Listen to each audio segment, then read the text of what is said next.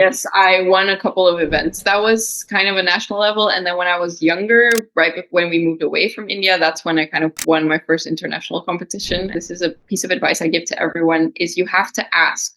If you don't ask, the answer is no. And so that's kind of a lesson that I also got from my aunt. She always says in Dutch, een nee heb je, een ja kunnen krijgen. So it means like you have a no, you can ask for a yes. But you never think about it when living with your parents. Like, oh, something is running out. There's no toothpaste. The next day there will be toothpaste. And that was kind of a shock when I had to go to living alone. It's like, oh, I have to be that magic fairy that refills everything.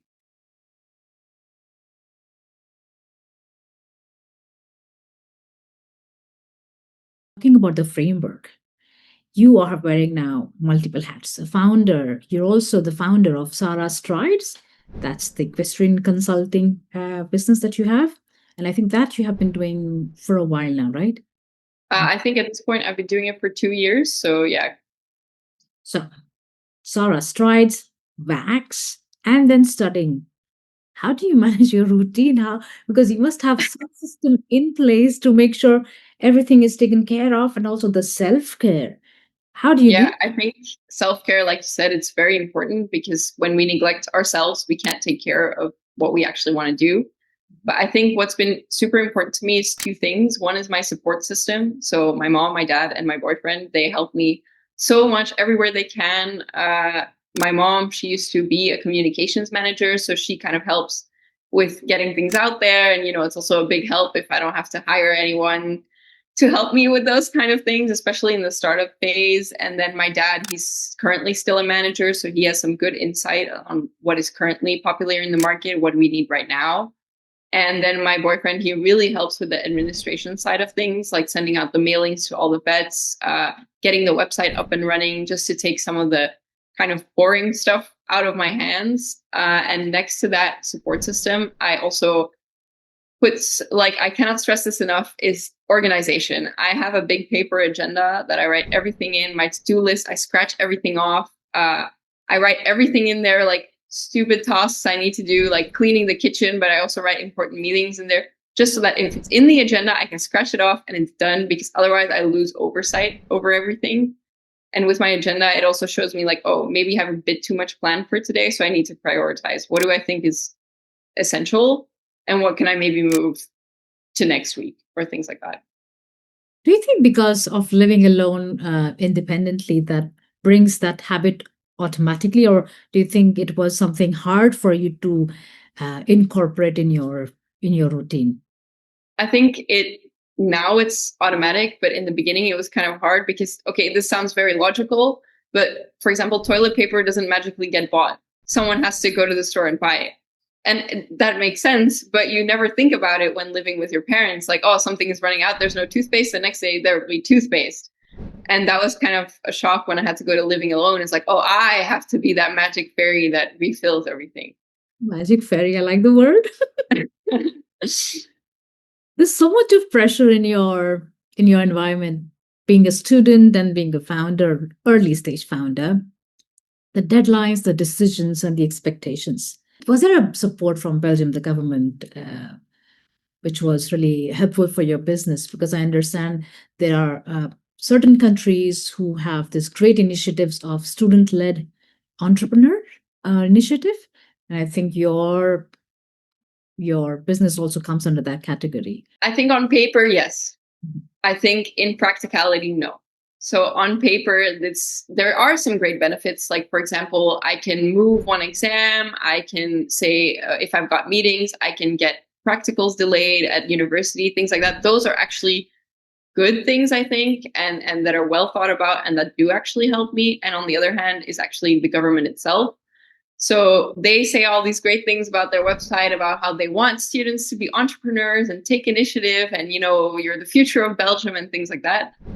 But when you apply for grants, they're like, oh, sorry, this doesn't apply to you. So you ask them, oh, maybe what does apply? And they'll just tell you, oh, actually, we don't have anything specific for students because you already don't have to pay taxes for, I think, 3 years from starting your business. But they also presented like, oh, you never have to pay taxes as a student entrepreneur, which is not true. You get 3 years of tax free. But if you do a master's degree, which is at least 5 years. And veterinary, for example, it's 6 years in total. If it's only 3 years out of those 6 years, you still have 3 years where you have to be both a student and earn enough to have a profitable business, even when you get taxed. So I think on paper, everything sounds great. But I think to really be able to help the students optimally, the government should have more conversation with students about what they actually want, because they keep launching initiatives or, oh, come to our networking evening or things like that. And it's great. I also went to a couple of those evenings, but essentially what students are asking for is more support on the ground rather than just hearing other founders listen about how great their life is now. Do you not have a point of contact in the government? Or maybe I'm wrong. Is there such a thing that when you're dealing with the business and also being a student, that there must be a point of contact, like an email or something? There is, so in Ghent, where I study, the universities and the colleges have come together and started an organization to facilitate student entrepreneurship. But even then, to kind of get into contact with anyone serious, it kind of depends on who your mentor is that day, because they will give you their personal contacts. And so some of the mentors have relevant contacts to your area of business, while others may not know as many people in your area or in the government or things like that. And if you want to contact the government, like, you have to go through like a very typical Belgium, like 500 ways, and like per region, there's like different emails, but you don't actually know whose email belongs to what region and who's what representative. So it's very typical Belgian mess on that front. So it sounds easy of just finding an email and sending them an email, but I think practically speaking, it's a bit of an organizational disaster. It sounds like there's an opportunity of an app that one can maybe. Because there's a huge gap is what I see. And if, like you, there are many other kids who are also, while studying, running a business, I think then there should be an app, because right now everything is on an app and it makes life quite easy, accessible. Exactly. Yeah. Now, coming back to your business and the industries, right? So you are now into equestrian consulting and this app. They're two different categories. So when you are interacting with people and the clients and you give them your personal story, do you think that helps? Or do they question you, like having two different ones? Yeah. I think it's a bit of both. So one, like people love a good personal story. Like, oh, when you say, oh, I'm young and I lived, in many places, and now I'm a student and also starting a business, people love hearing that. But on the flip side of that is people also sometimes just hear the young part. And I think as a young person, especially with some people in an older generation, it's still hard to get taken seriously. And that I'm not just, I'm going to do a business, and if it fails, it's fine, and things like that. I actually want to succeed, and I actually really want to do this business. So I think there's both sides to it. People love a good personal story, but some people will only look at your story and discount everything else that you're doing. It's interesting. I mean, it is personal story. I think it's very important, but you sometimes may come across businesses or probably clients who maybe look at you at your age, wondering, how are you doing this? Or are you or they'll just be like, oh, she's too inexperienced, or maybe, I want someone with more experience. I want maybe even like, oh, it's a founder, but it's a young founder, so I'm not sure, how I feel about this company and things like that. So that's why I think there's two sides to that story. Coming back to, I forgot to ask one thing about your riding experience. Which landscape, what is the word? The terrain, like you have been riding horses on different terrain, whether it is Asia, India, Japan, or here in Europe. What is your preferred terrain that you find it quite easy to ride? And yeah, I think somewhat unexpectedly, it has to be in Asia. I think just the way that I feel supported over there by friends and coaches, and the environment is so different to here, because here we have more world-class facilities and more fancy stables and more fancy horses and things like that. But I think fancy horses and nice stables will only take you so far if you don't really feel included in the sport or supported. And I think that was so important that I had that when I was young, because that's what also made me fall in love with the sport. While I think if I would have started riding in Europe, where the environment very much quickly becomes competitive and kind of jealous as well, that I don't know if I would have loved it as much as I love it today. Yeah. For me, I would have thought that your answer would be Europe, because the terrain there is far more greener, cleaner, lesser people, maybe easy to manage. But yeah, I think, and in Pune, it was Japaloupe that you. Yeah, exactly. That's where I started riding, and who I competed for and everything like that till we moved away. I even went back when I was 15 to do some more competition there because I missed that environment and the support and everything that came from there. That's why I went back. And that was right before COVID. So I was going to stay there for 3 weeks, but I ended up staying only for 2 because there was this talk of some virus and everything like that. And I went back just in time because after that, it was lockdown. I was there at the competition, which you won. I think you won in the competition year. Yes, I won a couple of events in that competition. Yeah. Wasn't that a national level, or am I wrong? Yes, that was kind of a national level. And then when I was younger, right when we moved away from India, that's when I kind of won my first international competition. And that also meant a lot to me. And it still means a lot to me. I still have the rosette hanging on my wall, even though it's been 9 years, I think. So, yeah. For the audience, just to let you know, we have known each other. Did I say that? I didn't say that. I forgot. So, we've known each other since over a decade now, right? Over a decade. Yeah, a long time. So I've seen Sarah when she was really little, and now to see her as an entrepreneur, it is such a inspiring story to see her going through that and achieving that, not just Sarah's strides, but now with the app. And you wonder, like, wow, so maybe this is what the Expat Life does in a child's life, that you don't see it and you notice it later on, right? And with that, I would like to ask, that's the last segment now. What is it that you would like to kind of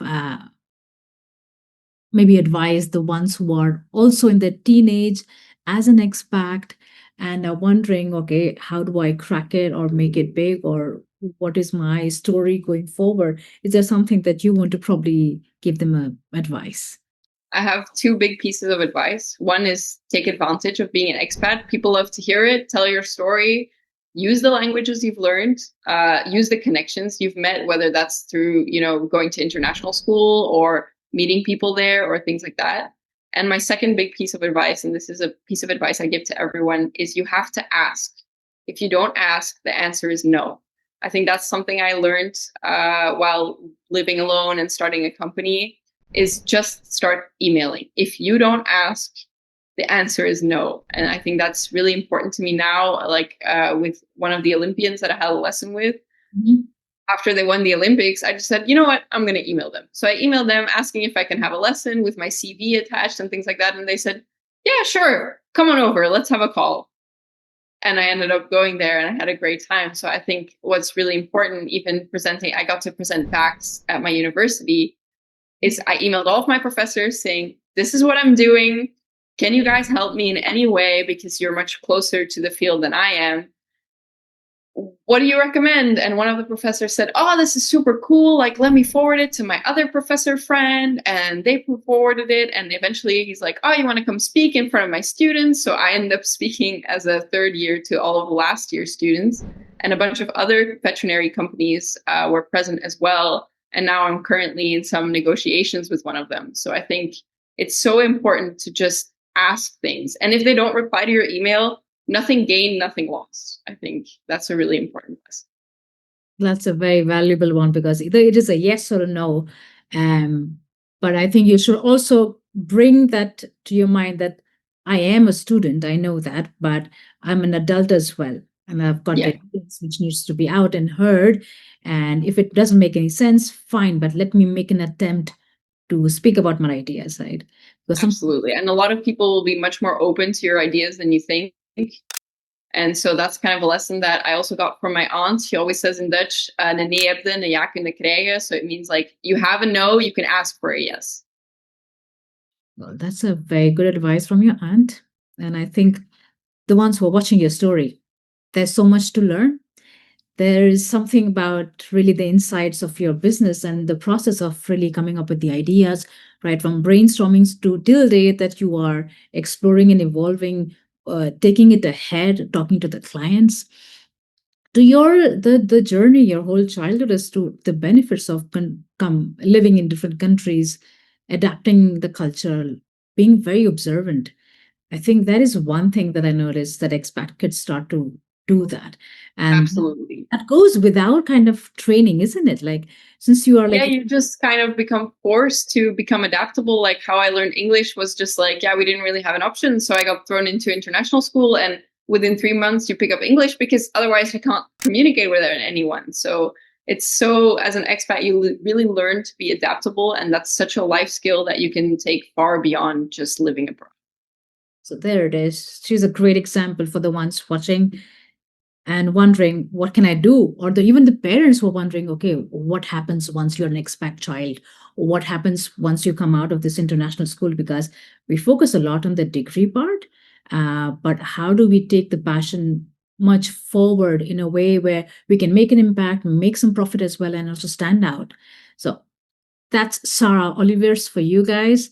Watch her journey on Instagram. I'm going to share your Instagram handle and also connect with her on LinkedIn, because there as well she is working on on a couple of exhibitions that you're going to participate. Yeah. So follow her journey on LinkedIn and Instagram, and also TikTok. I will share. But that was a really lovely session that we had, a good conversation. And I hope that you also enjoyed talking about your story, because I know Yeah. you're doing that everywhere, anyways. But this is the first time that on YouTube you will be seen on a wider space. So Exactly. I would say happy weekend for you. And You too. I will see you later. Thank you so much for your time, Sarah. Thank you so much. Bye. Bye.